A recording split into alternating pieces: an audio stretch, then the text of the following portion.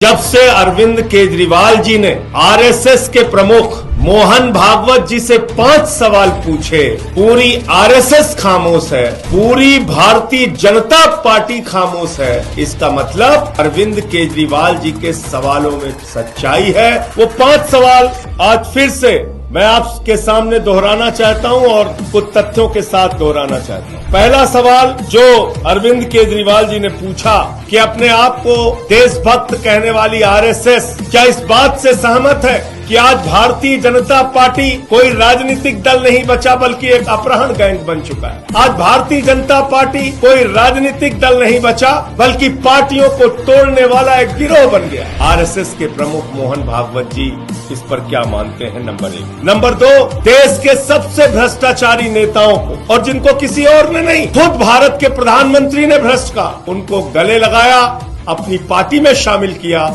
और उनको clean chit दे दी। केजरीवाल जी का तीसरा सवाल है आरएसएस प्रमुख मोहन भागवत जी से कि मोहन भागवत जी, क्या आपने भारतीय जनता पार्टी के पथभ्रष्ट होने पर, इन सभी कार्रवाइयों पर आपने उन पर अंकुश लगाने की कभी कोई कोशिश की? चौथा प्रश्न, जेपी नड्डा जो भारतीय जनता पार्टी के राष्ट्रीय अध्यक्ष हैं, उन्होंने खुले तौर पे कहा चुनाव के दौरान कि अब हमें आरएसएस की जरूरत नहीं है। तो क्या बेटा इतना बड़ा हो गया कि मां को आंखें दिखाने लगा? आरएसएस के प्रमुख को ये कही हुई बात कैसे लगी?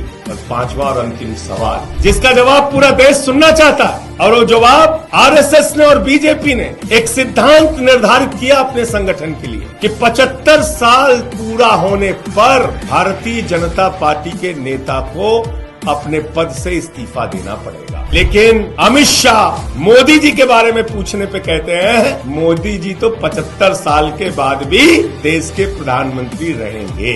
और जो सवाल केजरीवाल जी ने पूछा है उसका जवाब मोहन भागवत जी को और बीजेपी को देना चाहिए, क्योंकि पूरा देश इन सवालों का जवाब चाहता है।